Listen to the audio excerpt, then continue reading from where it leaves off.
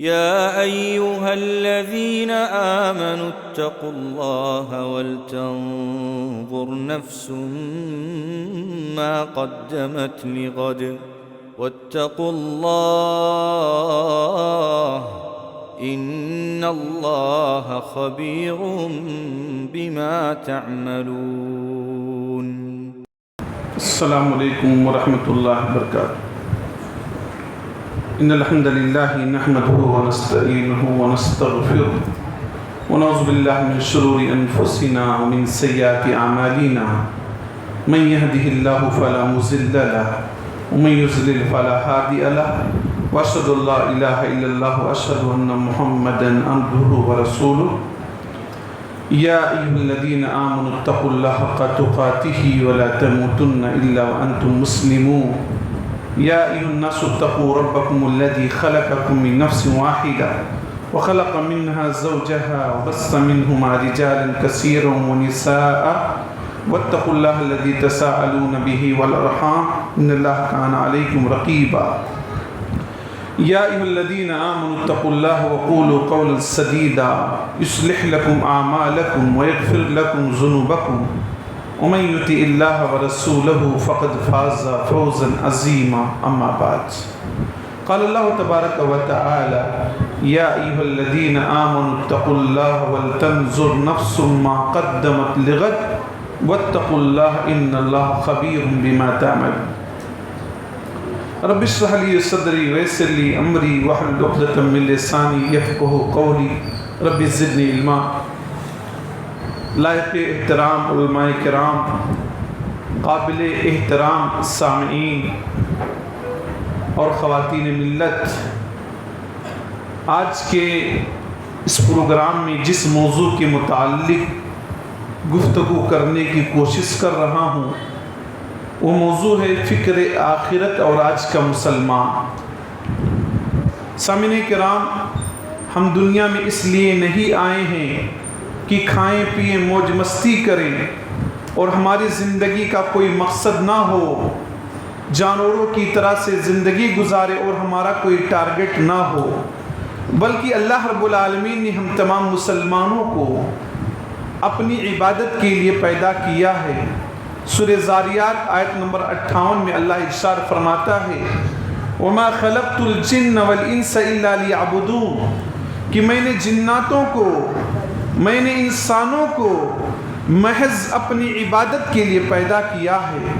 گویا آپ کے اور ہمارے دنیا میں آنے کا مقصد ہی یہی ہے کہ ہماری زندگی اللہ کی عبادت میں گزرے، ہماری لائف اللہ کی عبادت و اطاعت میں گزرے. یہ وجہ ہے کہ اللہ رب العالمین نبی کریم صلی اللہ علیہ وسلم کو حکم دیتے ہوئے ارشاد فرماتا ہے، سورہ انعام کی آیت ہے قُلْ إِنَّ صَلَاتِي وَنُسُكِي وَمَحْيَايَ وَمَمَاتِي لِلَّهِ رَبِّ الْعَالَمِينَ لَا شَرِيكَ لَهُ وَبِذَلِكَ أُمِرْتُ وَأَنَا أَوَّلُ الْمُسْلِمِينَ. اے نبی محترم صلی اللہ علیہ وسلم، آپ اعلان کر دیجئے ان صلاتی، بے شک میری نماز، ونسکی، بے شک میری قربانی، ومحیایا، بے شک میرا جینا، ومماتی، اور میرا مرنا، للہ، اللہ کے لیے ہے، رب العالمین جو سارے جہاں کا رب ہے، لا شریک لہو، اس کا کوئی شریک نہیں، اس کا کوئی پارٹنر نہیں، اس کا کوئی ساجھی نہیں. وَبِذَلِكَ أُمِرْتُ، اسی کا آرڈر مجھے ملا ہے، اسی کا آدیش مجھے ملا ہے، اسی کا حکم مجھے ملا ہے. وَأَنَا أَوَّلُ الْمُسْلِمِينَ، میں پہلے مسلمانوں میں سے. اس آیت کریمہ میں اللہ تعالی نبی محترم کو حکم دے کر ہم جیسے گنہگاروں کو یہ میسج دے رہا ہے کہ انسان کی نماز اللہ کے لیے ہونی چاہیے، انسان کی قربانی اللہ کے لیے ہونی چاہیے. آج مسلمانوں کے حالات کا جائزہ لیں، عبادت کرنے والوں کے حالات کا جائزہ لیں، بہت سارے لوگوں کے اعمال میں دکھاوا نظر آتا ہے. کوئی انسان نماز پڑھتا ہے تو وہ دکھانے کے لیے پڑھتا ہے. کتنے ایسے مسلمان بھائی ہیں عمرہ کرنے جاتے ہیں، حج کرنے جاتے ہیں، وہاں دعاؤں، نوافل، نماز پر اہتمام کم ہوتا ہے، فوٹو اور ویڈیو کا اہتمام زیادہ ہوتا ہے، سیلفی لینے کی کوشش زیادہ ہوتی ہے، پرچار زیادہ ہوتا ہے کہ ڈر لگتا ہے کہ کہیں یہ عمرہ، کہیں یہ حج، کہیں یہ نماز، کہیں یہ قربانی ریاکاری میں نہ آ جائے۔ یہ نماز اللہ کے لیے ہونی چاہیے، قربانی اللہ کے لیے ہونی چاہیے۔ ومحیایا، اور میرا مرنا، یہ جو ہماری زندگی گزر رہی ہے، ہمارا جینا اور ہمارا مرنا، یہ سب اللہ کے لیے ہونا چاہیے۔ ہماری زندگی کا ایک ایک لمحہ، ایک ایک سیکنڈ، ایک ایک وقت اللہ کے لیے گزرنا چاہیے۔ ہم زندہ ہیں تو اللہ کے لیے زندہ رہیں، اور جب موت ہو اللہ کے لیے ہو، ایمان پر موت ہو۔ وَلَا تَمُوتُنَّ إِلَّا وَأَنْتُمْ مُسْلِمُونَ، تمہارا انتقال ہو تو ایمان پر ہو، اسلام پر ہو۔ میری زندگی کا مقصد تیرے دین کی سرفرازی، میری زندگی کا مقصد تیرے دین کی سرفرازی۔ میں اسی لیے مسلمان، میں اسی لیے نمازی۔ میری زندگی کا ایک ایک لمحہ اللہ کے لیے گزرے گا۔ میں جان دوں گا تو اللہ کے لیے، اسلام کے لیے جان دوں گا۔ ہماری جان ضائع نہیں جائے گی، ہماری جان کا سودا کفر کے ذریعے نہیں ہوگا، ایمان پر ہماری موت ہوگی۔ یہ تمنا، یہ آرزو ہونی چاہیے، اور اسی کی تلقین ہے۔ سامعین کرام، بڑا افسوس ہوتا ہے آج کل مسلمانوں کے حالات کا اگر ہم جائزہ لیتے ہیں۔ مسلمان دنیا میں بزی ہیں، اور دنیا کمانے میں اس قدر بزی ہیں کہ صرف مسلمانوں کا ٹارگٹ مال حاصل کرنا، اس کے علاوہ کوئی ٹارگٹ نہیں۔ میں آپ کے سامنے سے مسلم کی حدیث پیش کر دوں۔ عبداللہ بن شخیر رضی اللہ عنہ روایت کے راوی فرماتے ہیں، اتیت النبی صلی اللہ علیہ وسلم وہو یقرأ الہاکم التکاثر۔ عبداللہ بن شخیر رضی اللہ عنہ فرماتے ہیں کہ میں نبی کریم صلی اللہ علیہ وسلم کے پاس گیا، آپ پڑھ رہے تھے۔ کیا پڑھ رہے تھے؟ قرآن مجید کی آیت کی تلاوت فرما رہے تھے۔ ہم بھی پڑھتے ہیں، آپ بھی پڑھتے ہیں، ہمارے نوجوان بھی پڑھتے ہیں، لیکن قرآن مجید نہیں پڑھتے، حدیثوں سے شغف نہیں ہے۔ فیس بک، واٹس ایپ اور نہ جانے کیسی کیسی چیزیں، کیسی کیسی خبریں پڑھتے اور دیکھتے ہیں، وہ آپ بہتر جانتے ہیں۔ نبی کے پاس عبداللہ بن شخیر رضی اللہ عنہ گئے، کہا نبی صلی اللہ علیہ وسلم تلاوت فرما رہے تھے، الہاکم التکاثر، تم لوگوں کو تکاثر نے غافل کر دیا ہے۔ تکاثر کا معنی ہوتا ہے مال کی طلب کثرت سے کرنا۔ مال تو ہر ایک کو کمانا، لیکن مال کی طلب میں غافل ہو جانا، نمازوں کو ترک کر دینا، اسلام سے رشتہ توڑ لینا، یہ جائز نہیں ہے۔ تو تم لوگوں کو کثرت مال کے ڈیمانڈ نے غافل کر دیا ہے۔ آگے اللہ فرماتا ہے حتی زرتم المقابر، یہاں تک کہ تم نے قبروں کی زیارت کر لی، مال مال کرتے رہے، مال حاصل کرتے رہے، نائٹ ڈیوٹی کرتے رہے۔ ایک دن ایسا آیا کہ سجدہ کرنے کی کبھی توفیق نہ ملی، اللہ سے توبہ کرنے کی توفیق نہ ملی، قبر کے اندر چلے گئے، مر گئے، مال کماتے رہے اور مر گئے، دین کی طرف پلٹنے کی توفیق نہ ہوئی۔ یا اس کا معنی یہ بھی ہو سکتا ہے کہ انسان کا پیر قبر میں لٹکا ہو تو بھی دین کی طرف آنا چاہیے، دین کی طرف پلٹنا چاہیے۔ سرکاری نوکری میں ریٹائر کر دیا جاتا، عمر زیادہ ہو جاتی ہے، لیکن کچھ ایسے بزرگان دین موجود ہیں، کچھ ہمارے بوڑھے ایسے موجود ہیں، بوڑھے تو ہو گئے ہیں لیکن دین کی محبت میں اضافہ نہیں ہو رہا ہے، مال کی محبت میں اضافہ ہوتا چلا جا رہا ہے۔ بچوں کی شادی کرنا ہے تو جہیز کا ڈیمانڈ یہ بوڑھے ہی زیادہ کرتے ہیں۔ لڑکے تو سوچتے ہیں کہ ہماری شادی اسلام کے مطابق ہو جائے، لیکن یہ بوڑھے لوگ جن کا قبر میں پیر لڑکا ہے، اللہ اللہ کرنے کی ضرورت تھی، تسبیح کی ضرورت تھی، تحلیل کی ضرورت تھی، مال سے کنارہ کشی اختیار کرتے، لیکن یہی بوڑھے لوگ اشارے میں باتیں کرتے ہیں، تو یہ سمجھ لیجئے کہ ایسے لوگوں کی مذمت ہے۔ اس کے بعد اللہ کے نبی فرماتے ہیں یقول ابن آدم مالی مالی، آدم کی اولاد کہتی ہے میرا مال میرا مال۔ ہر کوئی صرف مال گنانے کے فراق میں رہتا ہے. ہمارے پاس اتنے فلیٹ ہیں، اتنا مکان ہے، دکان ہے، اتنا ہم کما لیتے ہیں، گھر پہ یہاں ہر جگہ پراپرٹی ہے. یہ ہر کوئی کہتا. نبی نے اسی وقت کہا تھا، آدم کی اولاد یہ بات کہتی ہے، میرا مال میرا مال. اے آدم کی اولاد سن لے، تیرا مال وہ ہے جو تو کھا لے، تیرا مال وہ ہے جو تو پہن لے کپڑا اور اسے پرانا کر دے. تیرا مال وہ او تصدقتا فامزیتا، یا تیرا مال وہ ہے کہ تو نے صدقہ کر دیا اس مال کو، وہ مال تمہارا ہے. مسجد میں صدقہ کر دیا، مدرسوں پہ خرچ کر دیا، غریبوں پر خرچ کر دیا، یتیموں پر خرچ کر دیا، مسافروں پر خرچ کر دیا. جو خرچ کر دیا، جو صدقہ کر دیا، وہ مال تمہارا ہے. اور جو تم نے بچا لیا ہے، تجوریوں میں رکھا ہے، بینکوں میں اکاؤنٹ میں ڈال کر محفوظ رکھا ہے، ماں بہنوں نے زیورات کی شکل میں لاکھوں کی زیورات بچا کر رکھی ہیں، یہ مال ہمارا اور آپ کا نہیں ہے. کس کا ہے؟ ایک حدیث میں آتا ہے وَقَدْ كَانَ لِفُلَانٍ، یہ مال فلاں کا ہے. فلاں کا معنی بچوں کا ہے، بیوی کا ہے، بچیوں کا ہے. مرنے کے بعد یہ دکان، یہ مکان، یہ بنگلہ، یہ گاڑی، یہ پراپرٹی، یہ دولت، آپ ارب پتی ہوں گے لیکن یہ آپ کے ساتھ جانے والی نہیں. یہ ساری دولت آپ کے بچوں کی ہو جائے گی، آپ کی بیوی کی ہو جائے گی، آپ کی بچیوں کی ہو جائے گی. کس مال پر تم فخر کرتے ہو؟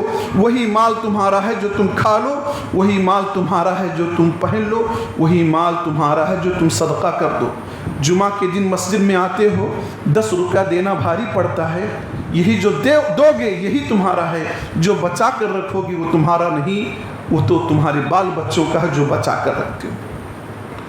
تو آج انسان مال و دولت کے نشے میں چور ہے، اور اللہ نے ایسے غافل مسلمانوں سے مخاطب کرتے ہوئے کہا یا ایھا الذین آمنوا اتقوا اللہ، اے مومنوں، اے مسلمانوں، اللہ کا تقوی اختیار کرو. ڈرو تو اللہ سے. ان سے کیا ڈرتے ہو؟ آج مسلمان ڈرتا بہت ہے، جس سے ڈرنا چاہے اس سے نہیں ڈرتا، اور جس سے نہیں ڈرنا چاہے اس سے ڈرتا ہے. اللہ کہتا ہے یا ایھا الذین آمنوا اتقوا اللہ، اے مومنوں، اے مسلمانوں، اے کلمہ پڑھنے والوں، اللہ سے ڈرو. اللہ کا تقوی تمہارے اندر آنا چاہیے، اللہ کا خوف تمہارے اندر آنا چاہیے. وَلْتَنْظُرْ نَفْسٌ مَا قَدَّمَتْ لِغَدٍ، اور ہر آدمی یہ سوچے، جوان ہو کہ بوڑھا، مرد ہو کہ عورت، اس نے کل کے لیے کیا تیاری کی ہے. کل سے مراد یہ نہیں کہ کل کھانے کی کیا تیاری آپ نے کر لیا ہے، راشن پانی انتظام کر لیا ہے کہ نہیں کیا ہے، اس کے بارے میں بات نہیں ہو رہی. اس کے بارے میں تو آپ ایڈوانس میں تیاری کر کے رکھتے ہیں، اتنا کما کر رکھتے ہیں، اتنا بنا کر رکھتے ہیں کہ کئی نسل تک اگر نہ لوگ کمائیں تو ضرورت نہیں ہے پیسوں کی. اللہ اس تیاری کے بارے میں بات نہیں کر رہا ہے. کس تیاری کے بارے میں بات؟ کل سے مراد آخرت کی تیاری، کل سے مراد قبر کے عذاب سے بچنے کی تیاری. میں مسلمانوں آپ سے مخاطب ہو کر کہنا چاہتا ہوں کہ دنیا کے بارے میں کتنا ہوشیار ہو تم، کتنے مشورے لیتے ہو، ہر چیز کو چھان بین کر کے لیتے ہو. اگر آپ کو کہیں سفر کرنا ہو تو اس کے لیے ٹکٹ پہلے سے لیتے ہو، پیسہ جیب میں رکھتے ہو، کھانے پینے کے انتظام کرتے ہو تاکہ راستے میں کوئی دقت، کوئی پریشانی، کوئی پرابلم نہ ہو. ہونا بھی چاہیے. عقل مند شہری کی، مسلمان کی ہی پہچان ہے کہ تیار رہے. 12 گھنٹے کا سفر، 24 گھنٹے کا سفر، اس کے لیے 2 مہینے پہلے ٹکٹ آپ نے بک کرا لیا، اچھی بات. راشن پانی کا انتظام، توشہ کا انتظام آپ نے کیا، پاکٹ منی آپ نے رکھا، اچھی بات ہے. لیکن یہ بات آپ جانتے ہیں کہ اگر آپ کے پاس ٹکٹ نہیں، کوئی آپ کو اپنی سیٹ پر بٹھا بھی سکتا ہے. آپ کے پاس کھانے پینے کی کوئی چیز نہیں، کوئی کھلا بھی سکتا ہے، کوئی پانی دے بھی سکتا ہے. پھر بھی آپ اپنی طور پر تیاری کرتے ہیں کہ راستے میں کوئی دقت، کوئی پریشانی، کوئی پرابلم نہ ہو. 12 گھنٹے کا، 24 گھنٹے کا، 36 گھنٹے کا سفر ہے. لیکن یہی عقل ہماری غائب ہو جاتی ہے جب قبر کے بارے میں ہم سوچتے ہیں۔ قبر ایک تنہائی کا گھر ہے، 2 گز زمین ہے، اندھیر نگری ہے، جہاں نہ پنکھے کا انتظام، جہاں نہ اے سی کا انتظام، جہاں نہ لائٹ کا انتظام، نہ کہاں کوئی مددگار ہوگا، نہ کوئی ہیلپ کرنے والا ہوگا، نہ کوئی یار ہوگا، نہ مددگار ہوگا۔ قبر تنہائی کا گھر ہے۔ اس قبر کے عذاب سے بچنے کے لیے ہمارے پاس کیا تیاری ہے؟ جو 12 گھنٹے کا سفر نہیں، ایک لمبا سفر ہے۔ انسان تنہا قبر کے اندر رہے گا اور اکیلا رہے گا۔ وہاں کوئی مددگار نہیں ہوگا، کوئی ہیلپ کرنے والا نہیں ہوگا، وہاں کولر پنکھے کا انتظام نہیں ہوگا۔ قبر دبوچے گی، دائیں طرف کی پسلی بائیں طرف، بائیں طرف کی پسلی دائیں طرف جائے گی۔ سوال کا جواب نہیں دو گے تو فرشتے ماریں گے ہتھوڑے سے، سر الگ ہو جائے گا۔ عذاب کیا ہوگا وہ الگ ڈیٹیلز اور تفصیلات ہیں اس کی۔ میں یہ کہنا چاہتا ہوں، جو سفر لمبا ہے اور جس سفر کے لیے ہم دنیا میں آئے ہیں اس کے لیے کوئی تیاری نہیں۔ 24 گھنٹے 36 گھنٹے کے لیے اتنی لمبی تیاری، اتنی جگہ آپ فون کرتے ہیں، اتنی تیاری کرتے ہیں۔ اگر میں یہ کہوں تو میں زیادتی نہیں کروں گا کہ مسلمانوں تم دنیا کی تیاری میں ہیرو ہو لیکن دین کی تیاری میں تم زیرو ہو۔ زیرو ہو یعنی دین کی تیاری ہمارے اندر نہیں ہے، دنیا کی تیاری ہمارے اندر۔ یہ بات ذہن میں ہم بٹھا لیں، دنیا میں آئے ہیں تو مرنا ہی ہوگا، یہ دنیا چھوڑ کر جانا ہی ہوگا۔ اللہ کا فرمان ہے کل نفس ذائقۃ الموت، ہر نفس کو موت کا مزہ چکھنا ہے۔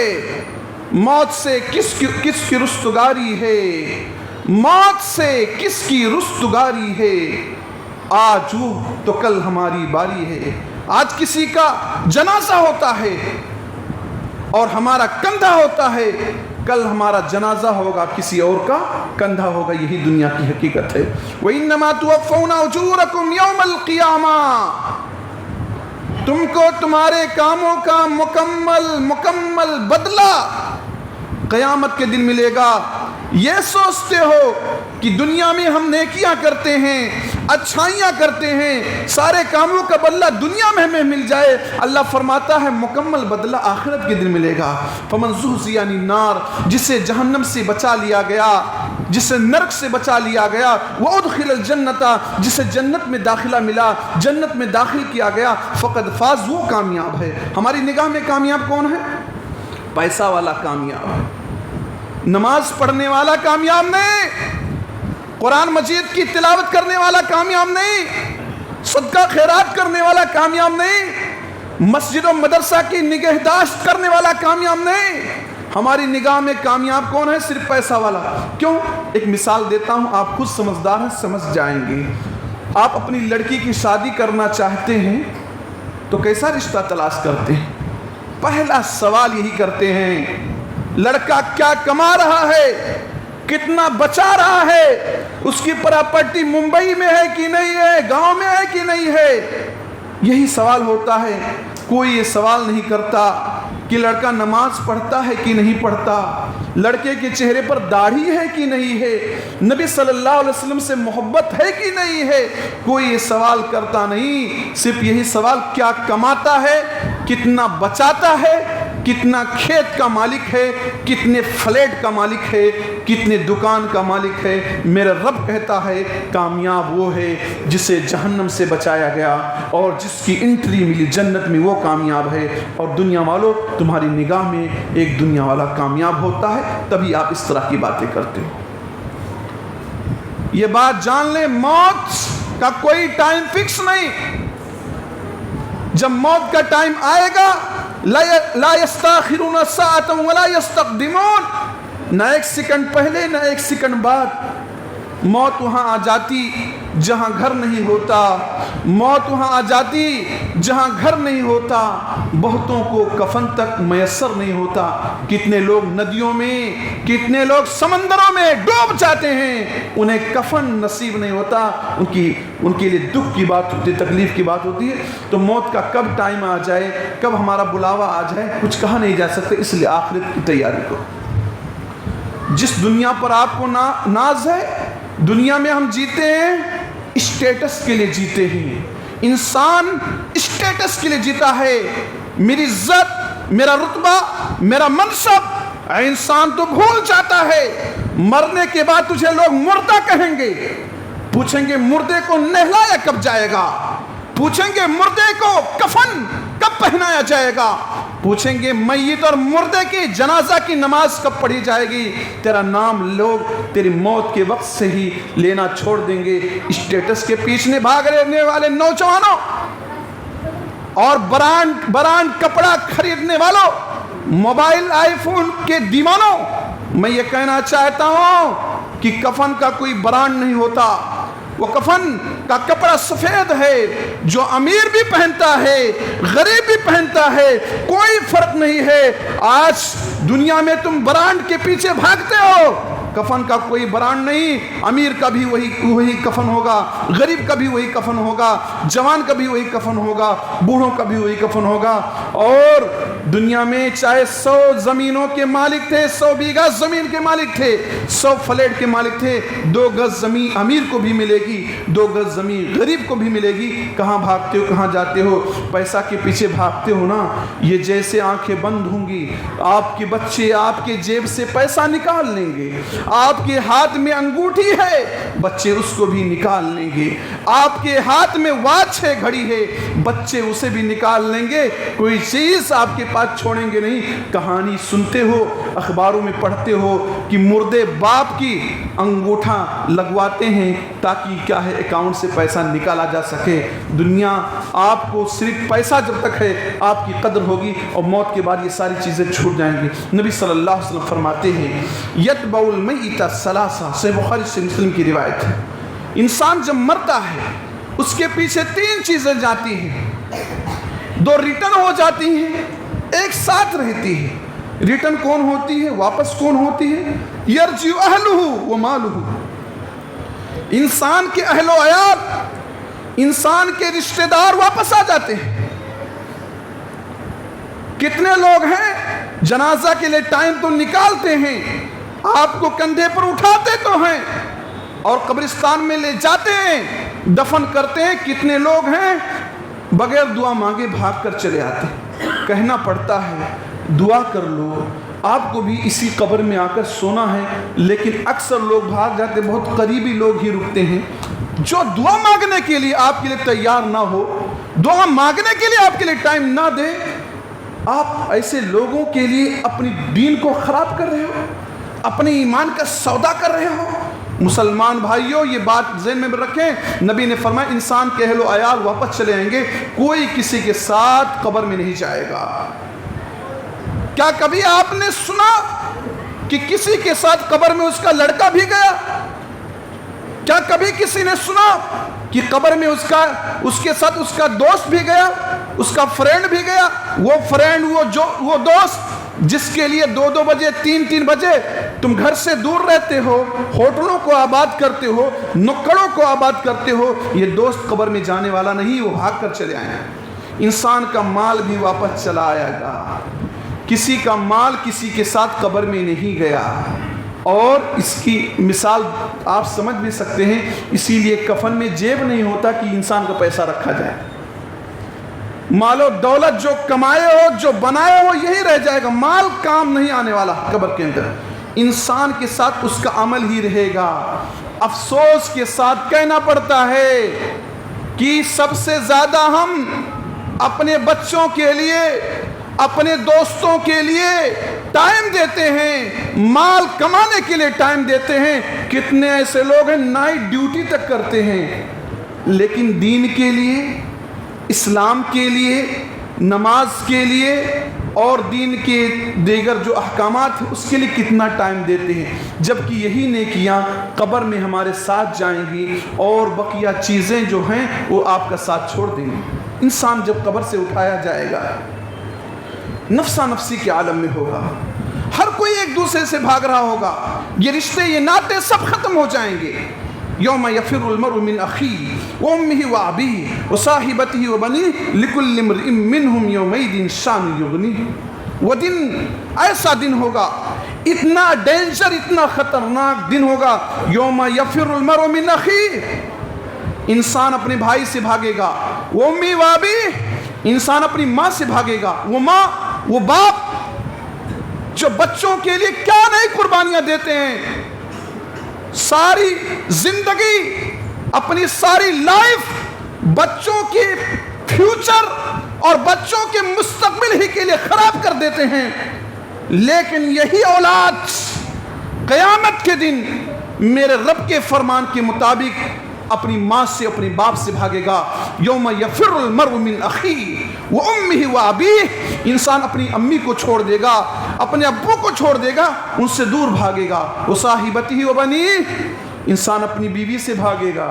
وہ بیوی جس کے لیے کچھ نوجوان، نالائق نوجوان اپنے ماں باپ کی مدد کرنا چھوڑ دیتے ہیں، ماں باپ کو کھانا پانی کھلانا پلانا چھوڑ دیتے ہیں، وہ نوجوان قیامت کے دن اپنی بیوی سے بھاگے گا اور اپنے بچوں سے بھاگے گا. ایک شاعر کہتا ہے یقیناً آئے گا وہ دن کہ جب محشر بپا ہوگا. یقیناً آئے گا وہ دن کہ جب محشر بپا ہوگا، وہاں نہ باپ بیٹے کا، نہ بیٹا باپ کا ہوگا، نہ ہمشیرہ برادر کی، نہ زوجہ ہوگی شوہر کی. نہ ہمشیرہ برادر کی، نہ زوجہ ہوگی شوہر کی. وہاں دہشت کے مارے بھائی بھائی سے جدا ہوگا. الغرض قیامت کے دن کوئی کسی کے کام نہیں آئے گا. وہ دن اتنا خطرناک، اتنا ڈینجر ہوگا کہ تمام انبیاء سوائے محمد مصطفیٰ صلی اللہ علیہ وسلم کے اللہ کے سامنے جانے سے ڈر رہے ہوں گے. حضرت آدم، حضرت ابراہیم، حضرت موسیٰ اور دیگر انبیاء اللہ کے سامنے جانے سے ڈر رہے ہوں گے. جب لوگ پسینے میں ڈوب رہے ہوں گے، سورج سوا نیزے کے قریب آئے گا، تو لوگ مشورہ کر کے حضرت آدم علیہ السلام کے پاس جائیں گے، کہیں گے اے حضرت آدم علیہ السلام، آپ اللہ سے دعا کیجئے، ریکویسٹ کیجئے، سفارش کیجئے کہ اللہ حساب و کتاب لے لے، جنتیوں کو جنت میں، جہنمیوں کو جہنم میں داخل فرما دے. یہاں رہا نہیں جا رہا، فیصلہ کر دے. جس کو جنت میں جانا ہوگا جنت میں جائے گا، جس کو دوزخ میں جانا ہوگا دوزخ میں جائے گا. حضرت آدم نے کیا کہا؟ نفسی نفسی. حضرت آدم کہیں گے نفسی نفسی، آج مجھے میری جان کی فکر ہے، آج مجھے میری نفس کی فکر ہے. میں اپنے رب کے سامنے نہیں جا سکتا، میں اپنے رب کے سامنے نہیں جا سکتا، کیونکہ میرا رب، میرا اللہ اتنا غصے میں ہے، نہ کبھی تھا نہ کبھی ہوگا. میں رب کو اپنا چہرہ نہیں دکھا سکتا، کیونکہ میں نے اپنی زندگی میں نے اپنی لائف میں ایک غلطی کیا تھا.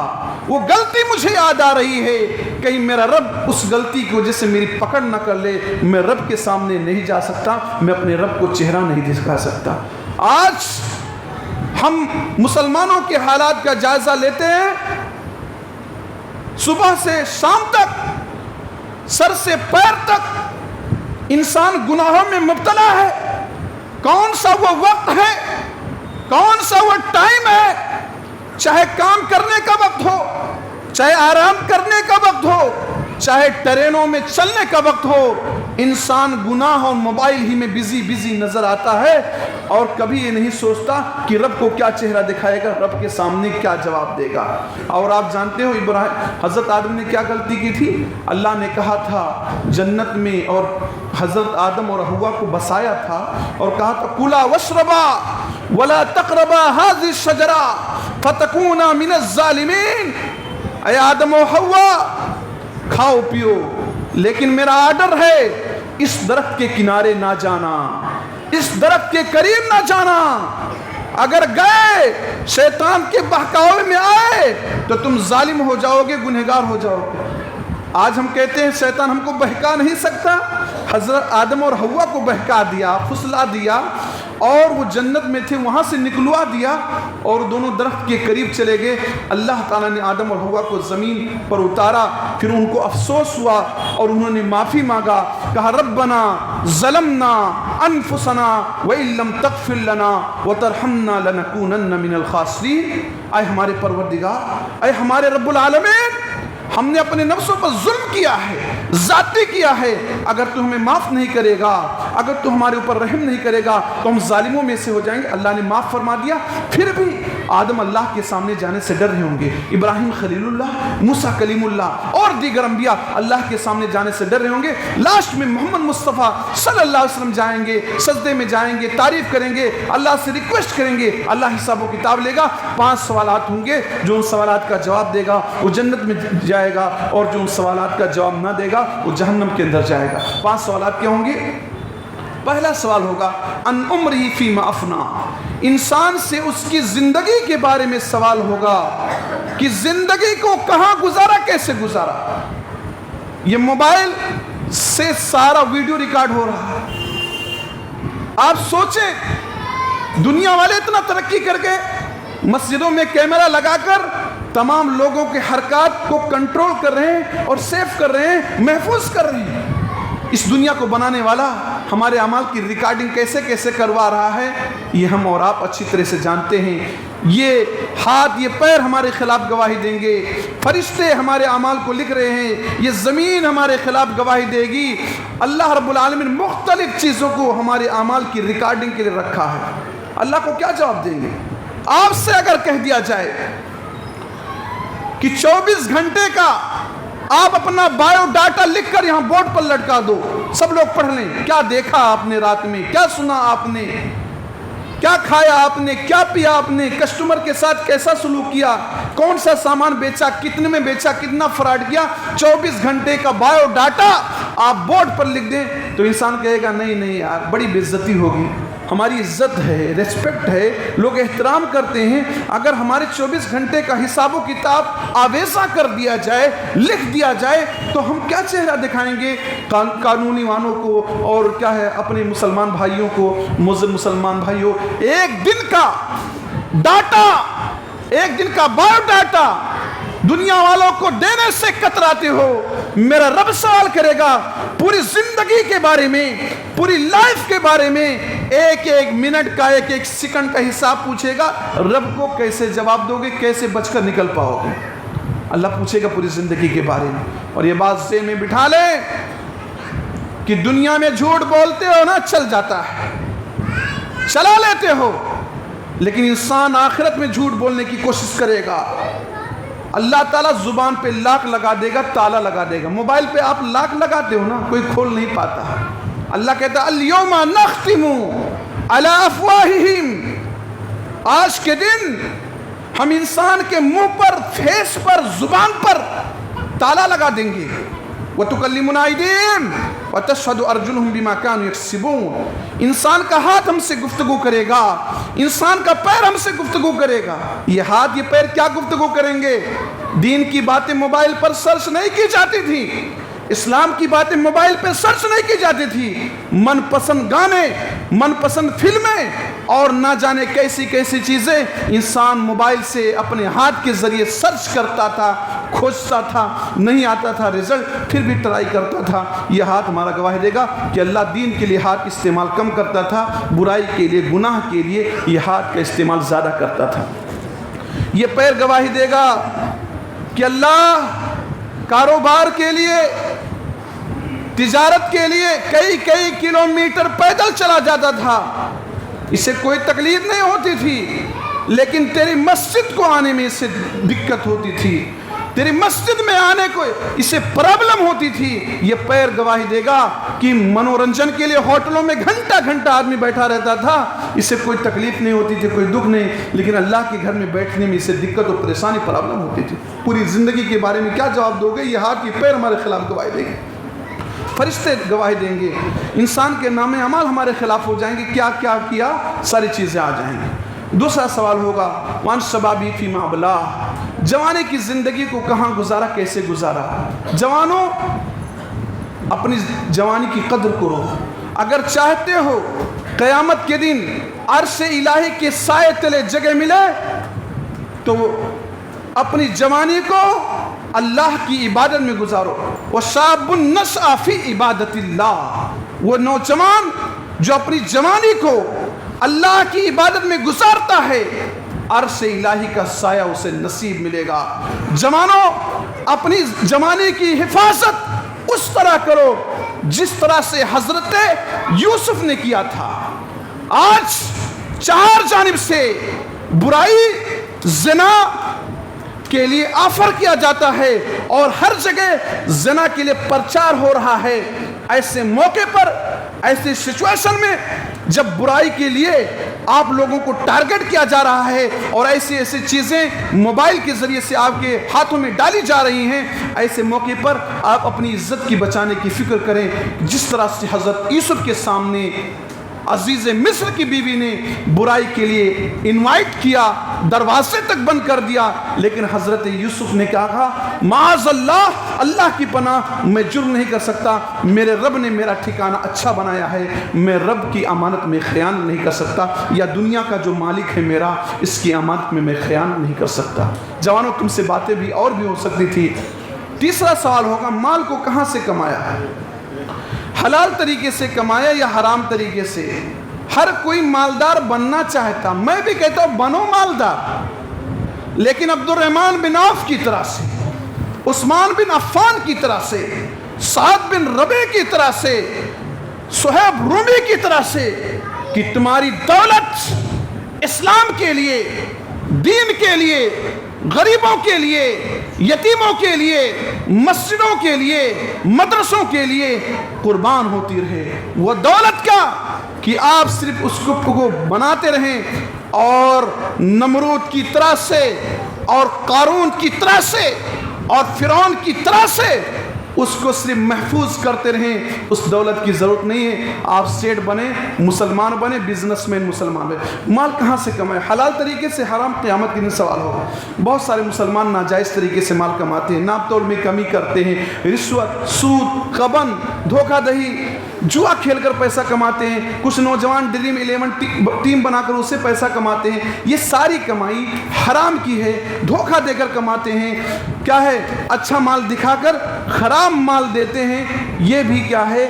حرام کمائی ہے۔ آپ ایک ٹھیلے والے کے پاس جاتے ہیں، سیب سامنے اچھا رکھتا ہے، اس کا ریٹ پوچھو کہ یہ سیب کتنے کا ہے، بتائے گا اتنے میں، لیکن جب آپ سامان خریدو گے ایک دو سیب خراب رکھ دیتا ہے، وہ دراصل حلال کمائی نہیں کر رہا ہے، اچھا مال دکھا کر خراب مال ڈال رہا ہے، وہ حلال کمائی نہیں، وہ حرام کمائی ہے۔ قیامت کے دن رب کو کیا جواب دو گے؟ مال کہاں سے کمائے؟ حلال طریقہ تھا یا حرام؟ چوتھا سوال ہوگا، مال کو خرچہ کہاں کیا؟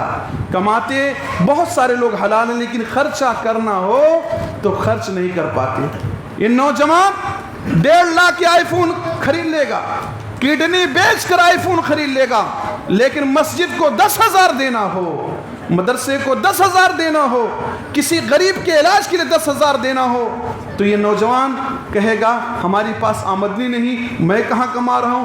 1.5 کی موبائل کیسے خرید لیتے ہو؟ 10-20 ہزار کی موبائل سے کام چل سکتا ہے، لیکن لاکھوں کی موبائل خریدتے ہو، لائن میں لگتے ہو، ایک رات نائٹ میں جاگ کر تم موبائل خریدتے ہو، لیکن خرچ کرنے کی بات آ جائے تو کہاں خرچ کرتے ہو؟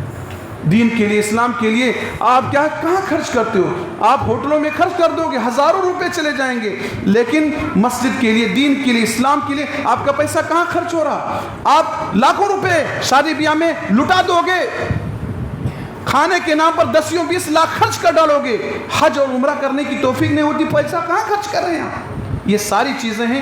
قیامت کے دن سوال ہوگا، آپ گٹکا کھاتے ہو، آپ سگریٹ پیتے ہو، یہ نشاور چیزیں کھاتے ہو، نشاور چیزیں استعمال کرتے ہو، یہ نہ دنیاوی اعتبار سے درست ہے اور نہ دینی اعتبار سے درست ہے۔ بیچنے والا خود کہتا ہے اس سے کینسر ہوگا، یہ لا علاج مہلک بیماری ہے، یہ کینسر بیماری ہے، آپ اس کو خود خریدتے ہو، اور قرآن و حدیث کے مطالعے سے بات ثابت ہوتی ہے کہ وہ چیز حرام ہے اور آپ اس کو کھاتے ہو۔ تو پیسہ آپ نے کمایا حلال، محنت کیا، پسینہ بہایا، لیکن خرچہ کہاں کر دیا؟ حرام جگہ کر۔ میں آپ سے اگر کہہ دوں، میرا مشورہ اگر مان لیں، جو حرام جگہ پر خرچہ کرتے ہو نا، گٹکا، خینی، تمباکو اور کیا نشہ اور گولیوں کے نام پر، یہی پیسہ آپ بچا لیں، انشاءاللہ آپ حج کر لیں گے، عمرہ کر لیں گے، یہ پیسہ اتنا بچ جائے گا آپ کی زندگی میں۔ آپ بچائیں تو سیف تو کریں۔ پانچواں سوال اور آخری سوال کہ جو علم ملا اس پر عمل کتنا کیا؟ جانکار تو بہت ہیں، آپ بہت پڑھے لکھے ہیں، آپ کی ڈگری اتنی ہائی فائی ہے کہ آپ سرکاری جاب کر رہے ہیں، علم کا سمندر ہیں آپ، لیکن عمل کی بات آتی ہے تو ہم اور آپ عمل میں کہاں چلے جاتے ہیں؟ عمل سے زندگی بنتی ہے جنت بھی جہنم بھی، عمل سے زندگی بنتی ہے جنت بھی جہنم بھی۔ یہ خاکی اپنی فطرت میں نہ نوری ہے نہ ناری ہے، جیسا عمل کرو گے اسی حساب سے رزلٹ ملے گا۔ اچھا عمل کرو گے جنت ملے گی، اور اگر برا عمل کرو گے جہنم ملے گی۔ اللہ رب العالمین سے دعا ہے العالمین کہنے سننے کے مطابق ہم تمام مسلمان بھائیوں کو عمل کرنے کی توفیق دے۔ العالمین ہمارے اندر آخرت کی فکر پیدا فرما دے، جب تک ہم کو اس دنیا میں زندہ رکھ، اسلام پر زندہ رکھ، اور جب ہمارا خاتمہ کر ایمان پر کر۔ آمین۔ وآخر دعوانا الحمدللہ رب العالمین۔ السلام علیکم ورحمۃ اللہ وبرکاتہ۔